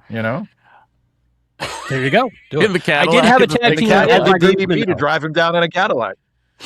Huh? I did have a tag team as my groomsmen. It was Thunderstorm, Eric Storm, and Gary Thunder because those were the guys I managed. Nice. So I got it in there that way. So because I was the weatherman. Steve, you got a show and tell offhand? I know I didn't prepare you. No, I know. I need to go grab it real quick, but I do have one in mind. If you can, Okay. if you can vamp for 30 headphones. seconds. He's got it. He's got it. We can vamp. Matt can vamp. He's got his own vamping music, don't you, Matt? Well, I do, but I would feel like this is really not the place to bring it up. I just don't have my soundboard That's up true. now. Hang on. Yeah. Also, I don't want us to get copyright Demonetized. Yeah, that's Okay. true. So I don't actually have a ton of wrestling stuff right now, but this is a vintage poster for a WWE event that was actually at my hometown during the era when WWE was so hot. They were doing 3 tours. Oh my God. And this was a C show. There were no, Hogan or Savage wasn't on this one, but it was at the Hagerstown Fairground. And this was actually a gift from a friend a few years ago. And I did not actually go to this show, but I know something about it. And something that makes the poster kind of interesting is the build main event was Jake the Snake versus the $1 Million Man. But Jake no-showed, or I don't know if he no-showed, but he couldn't make it for whatever reason. He has a problem with the... And he was replaced in the main event by the American Dream Dusty Rhodes. So wow! Really wish I had gone to that show when I realized that. But yeah, and it's not a bad card for late '80s or maybe early '90s. I think it's early. No, I think it's late '80s because it's Jake versus DiBiase, then it's Demolition versus the Twin Towers. Jim the Anvil Neidhart versus the Barbarian, Coco versus. Wow! So it's for a kid who watches the WWF. In the which of those names does not belong on there? And I'll tell you, it's Barry Horowitz. It's like everybody's got a cool name. Everyone's got a cool name, and then you go down to Barry Horowitz. Yeah, Barry, and Barry Horowitz. There was no C show back then without Barry Horowitz or the Brooklyn Brawler, Steve Lombardi, right? That's true. Yes. Yeah. Well, somebody had to I had one of those. I had one of those from the 80s. They came to my hometown high school. Andre was a headliner, and I remember Ivan Putski was on the card. So that's a ways back. And the referee was that old guy in the bell bottoms. I don't even remember his name. I don't know. But from like late 70s, early 80s. Way back, yeah. Yeah. I'm from Lowell, Massachusetts, and we had the for some reason WWE in Raw's early days did a lot of in Lowell. I don't know why. Yeah. And I happened to be, I was there when Shawn Michaels lost his smile. I just want you to know. Yeah. That was at the Lowell Memorial Auditorium. You thought, wow, it's the last time we'll ever see Shawn Michaels. I was like, I can't believe it. We're never going to see him again. He's gone. Yeah. Fun stuff. Good times. So out of 5 silly objects, and any other final thoughts you have of Clash in Italy 2026, what would you give this out of 5? Let's start with Matt. I mean, it was so inoffensive as a program. Like, there was nothing terrible on it. There was a lot of filler. It felt like filler. Some of it felt like filler. So there'd be like I'm in the 2 range, but then I'm like, that Obafemi Brock match really kind of pulls it up a little bit, but not so much. I'm going to have to use my decimal points. I am going to have to give this 2.75 pieces of Jade Cargill's outfit. Nice. I would buy those if they're on a collector trading card. I'm sure they will be. Steve. So just as a matter of principle, I refuse to resort to decimal points in a rating system. So I have to make, but I too am stuck between 2 and 3. I'm like, so I'm going to pick one, and I'm going to say I will lean on the more optimistic side, because 3 out of 5 isn't outrageously positive, but it's it's okay. It's pretty good. So I will say 3 out of 5 Cody Rhodes skull helmets. That he gingerly placed on the when he came out, it's like, I know it's like an international show, but does this show really warrant the helmet? Right. Yeah. Do you need, can't you just come out just like normal? You don't need the helmet. This isn't that big of a deal. Yeah. The entrance and opening was the best part of that match for me. I'm gonna go. It was especially if I'm grading on what I saw the night before. It couldn't have lived up to that. Big mistake. So, yeah. So I wish I maybe hadn't watched it. Could enjoy it more, but you haven't watched it all, right, Matt? No. Okay, yeah, go watch it. I'm going to give it 2 local workers knocked over by the barrier. Oh, nice. you know when the security guards are all muscled up like that, But I enjoyed that spot because I had never seen it before. I'd never seen somebody got knocked out from the barrier, people going through the barrier. So that was pretty good. Okay, next up, the next pay-per-view is, I think, Night of Champions, right? June 27th, Is that right? Oh, God, help us. King and Queen of the Ring. Yes. Yes. Who's going to be the king? Who's going to be the queen? Predictions. Oh, boy. All I can predict that Riyadh season's gonna be awesome. It was Riyadh season again. Is it ever not? Is it?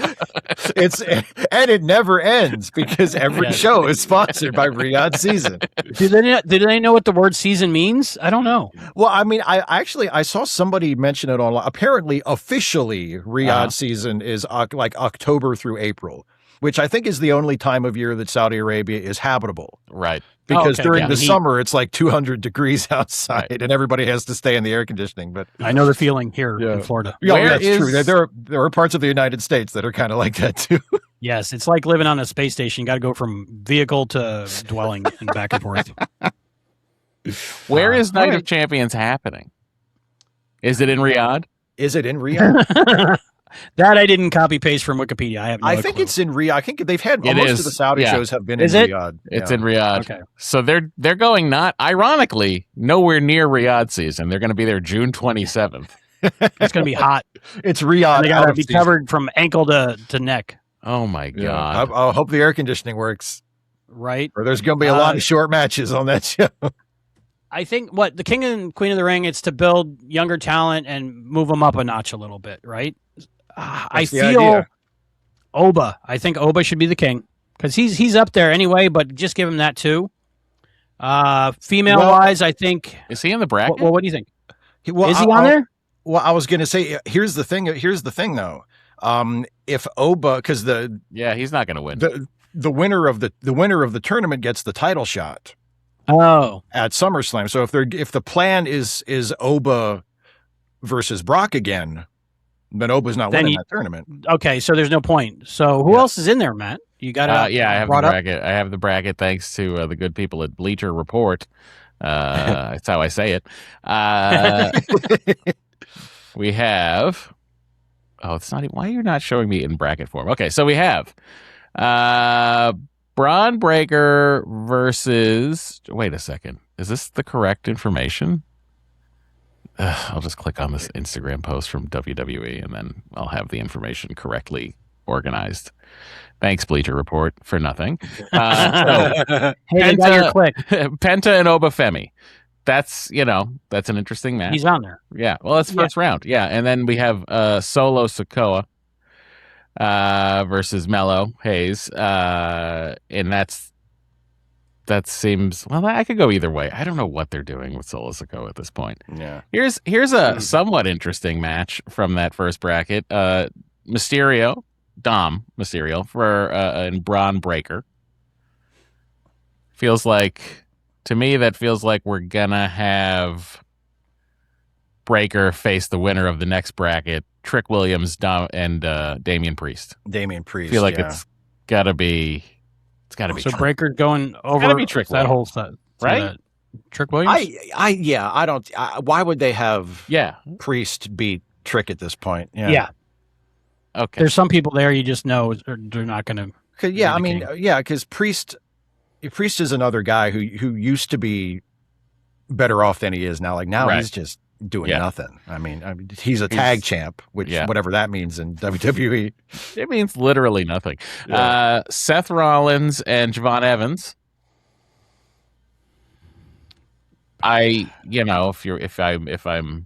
If I'm booking it and I'm logical, I'm putting Javon Evans over.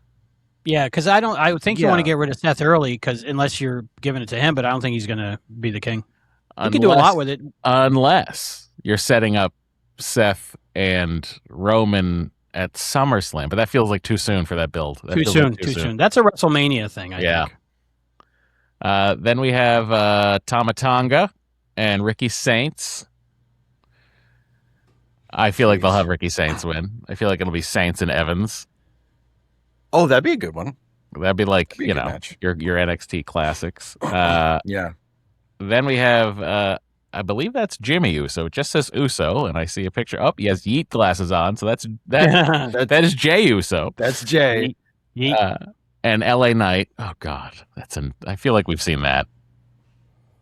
I think they're both losing in a double something. Yeah, they should get a double count out. Yep. So somebody gets a pass to give That's funny. Royce Keys and Finn Balor a free pass. Finn Balor will be good in it, but he's not going to go all the way. I mean, it's interesting, right? You have to like play it down the road of like, what are they going to try to build to? Will they try to build to anything with this Night of Champions King of the Ring tournament, which I feel like it should be called King of the Ring. Doesn't have to be called Night of Champions. I don't know, whatever. But like, because you have Finn and Mysterio on opposite sides of the bracket. So I hope they don't do that again. Then on opposite sides of the bracket again, you have Damian Priest and LA Knight, which we've seen. It's tough. I'm not into anybody winning this. Yes. Yeah. I mean, if I had to pick a winner, I would go with Braun. Yeah. Because I'm trying to think. Yeah. Knowing that the winner gets a title shot, I'm thinking they could either, and I don't know if it's like if it's like the Rumble where you can pick which champion, or if you have to do your brand's champion. I'm not sure what rules they're going by. But if Braun wins, I can see them doing Braun versus Roman. I can see them doing Braun versus Cody. Mm-hmm. You know, and that would help Braun move along, I think. Whereas if it was Oba, that would almost be a sidestep at this point. Yeah. Oba Femi, I think, his match is going to get cost by Brock. At one point. Yeah. That would be a great teaser for SummerSlam coming up. Right. Yep. Okay. Cool. We have it all written. We did it. The Queen of the Ring. As soon as I saw the brackets, I saw Chelsea Green on there. I'm like, this is time, because she would make a great queen. Was she ever a queen before? No. And it's perfect. She could do so much with it. It's perfect Chelsea, for her gimmick. Yeah. She could do so much with it, I think. Coming out of that bracket too, it's Liv Morgan, Becky Lynch, and then Alexa Bliss, Chelsea Green. That's a way better bracket than any of the men's brackets. Yes. Agreed. And then in the next bracket, it's Sol Ruka and Lyra Valkyria. And then the other match is Charlotte and Jade. Ooh. See? That's good. This sounds much better than the King of the Ring. Well, I don't want to. I mean, it looks like Charlotte and Jade might end up canceling each other out there, because I don't know. Because if they're serious about doing something with the two of them, yes.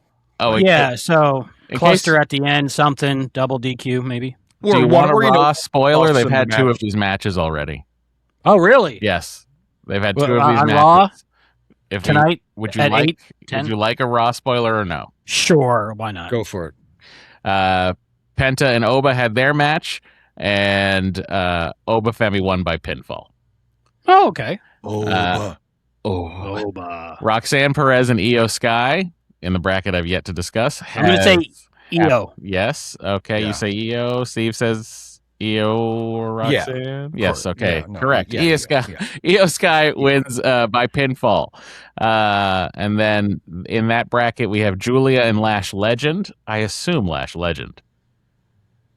I would think, because it feels like they've kind of given up on Julia, doesn't it? It does. Especially the way Julia. Her wave was like the worst. Yeah. I guess I'm here. I want to see more from her, but different. And I don't know, the name is just not.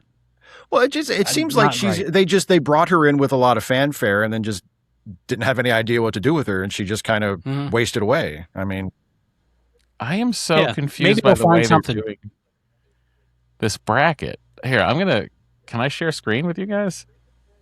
I don't think so. Guess what? I can. Allow.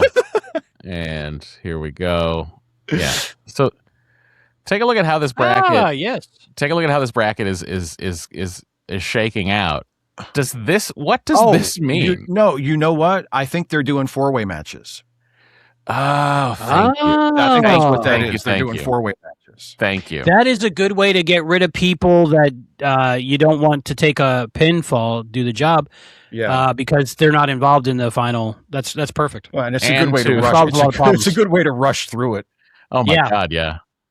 We have 3 weeks. We got to go. I like that. Yeah. Okay. So Oba defeated everybody. Yeah. Okay. Yeah. Great. And now we know that this is going to be a great match. Then Liv, Becky, Alexa, and Chelsea.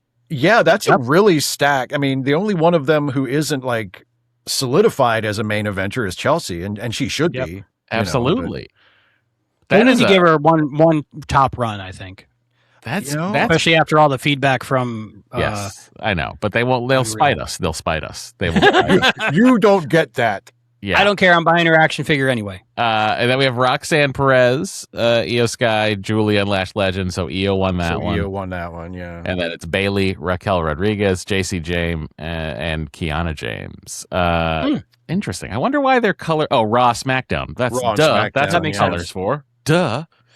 All right. Mm-hmm. Thanks for joining me on that. Yeah, you're like Mean Gene Okerlund giving the update. Yeah, like what is with the cup of coffee, Macho Man? All right, so Oba got it. So where does he not keep going? Because it's 1-on-1 after this, right? I think Brock screws him in the next round, and I still say Braun's. If I had to pick one, I would say Braun's probably gonna win it, but who knows? So Braun and Chelsea, are we agreed, or who do you think in the women's? I would like to see Chelsea win it, but I don't know. I would love to see Chelsea win it, and it really does not feel like they would do that for us. No, well, because I'm trying to think, like, with the assumption of the winner has a title match at SummerSlam. And I mean, they could very easily have Chelsea have a title match at SummerSlam and just lose. I mean, they would totally do that. Yeah. So, and Queen of the Ring would be a nice gimmick for her. She would milk it for a year. Yeah, but every last drop out of it, like in the best way. Like Matt says, would they do that for us? Like there's clearly a number of us in the audience that would like to see them do more with Chelsea. Are they going to do that, or are they going to just continue to give us the finger? If they see money in it, maybe. Hopefully, they do. Yeah, because she's so good. Yeah, she's so good. That's an action figure I want. Her in the King Booker costume, Yes. Full King Booker, I love it. Yes, full King with the accent and everything. Yes, Booker. Yeah, that'd be King great. Booker. All right, so I think this was a fun experiment. WrestleTrek. I think I like it. Star Trek guys talking about wrestling. Yeah. Or are we wrestling guys that talk about Star Trek? It's a crossover. We're Star Trek guys that talk about wrestling. All right. Well, thanks for joining me, and thanks for this. I had a great time once again. And let us know what you think down below. Are you digging the wrestling and the Star Trek talk? Last time we got a lot of positive comments. Did we need more Star Trek talk this time? Let us know. Yeah, yeah, we need to try to reach. We didn't get too much Trek in there references this time. What Star Trek episode did this match remind you of? Hey, that could be a new segment. We did bring up Tuvix. We did bring up Tuvix. So That's true. That's true. Everybody always says a mock time. You can't say a mock time for every match. Okay, who was the Tuvix of the night? Who was the Tuvix of the night? Oh, that's the question. I don't think I can answer it. Who got Tuvix the hardest on this show? Lyra Valkyria for being in the audience instead of being on the show. Actually, no. Who was who? EO. Julia. Oh, Julia. Yeah, Julia was Tuvix. I still work here, but they got me doing this. Not sure what that means. It was worth the watch. She runs around in gorilla going, "Don't you see what they're trying to do to me?" Why doesn't somebody stop this? And just they don't react and they just stare straight ahead and it's awkward. That would be perfect. And as she goes, Bruce Pritchard refuses to do it and he steps away. So Triple H says, "I'll do it myself." And then he says, "I love you." Though actually, Bruce Pritchard would never have any backbone at all. He would totally do it. He'd be like, "Let me do it, boss. Let me kill her." And Abyss is apologizing the whole time. Abyss would be the principled one. Abyss would be the one to be like, I don't want to do this. I don't want to have any part of this. And then Triple H would say, okay, get out of here. I'll do it. I'm sorry. I'm sorry, Bruce. I transported them regularly. I had both patterns locked. Abyss like begging for forgiveness for creating the tubing. The flower wasn't supposed to be there. I had no idea what was going to happen. I pushed the buttons like you told me to. I don't know why it also mixed their uniforms perfectly. AI. I'm going to say AI. That's hilarious. There you go. If you like got what your trick. if you like what we talked about today, go back and check out our WrestleMania 42 review. And if you want more from me, Steve, and Matt, where can they find you? In the box they're currently watching, and also just search for Matt, Mattmira. You'll find me. And Star Trek: The Next Conversation. Oh yeah, that too. Yeah, that's a great show. Check it out. Find it. Steve, everybody knows you, but for the couple of people who don't, where can they find you? Everybody knows me. What an asshole. YouTube.com/Steve Shives. And also, I'm on a couple of podcasts with my best buddy, Jason Harding, that are a part of the Lemmy Listen podcast. You can Google it. One of them is a Star Trek improv comedy podcast. Nice. Which is not nearly as insufferable as that sounds. From Do you ever have improvisational guests who know Star Trek? Yes. Would you like to be a guest? I would. Look, I can play in that. I will happily pitch you to Jason, and I'm sure Jason will happily. We love to have people come and play with us. Yes, that is perfect. That's a match made in heaven. And Matt, don't you know someone who is really good at improv, and in many improv groups? Yeah, Andy that kind of knows Star Trek. Yeah. I mean, look, I'll feel him out. I'll see what he wants to do. Obviously, I test the water. I test the water first. Of course. Send me the links. I want to watch this. Okay. So when you two get together, I'll just be at home. I'm going, I hope they mention me. And I'll be like, they didn't mention me. Well, don't exist in your life like that. Don't live your life like that. So if you want to see the other video with me, Steve, and Matt, when we go to the Monster Factory in Paulsboro, New Jersey, and try to take a couple of bumps, that's down below as well. So for WrestleTrek and Trek Exploration, I'm Albie. I'm Steve. I'm Matt. And thanks for joining us. We'll see you next time.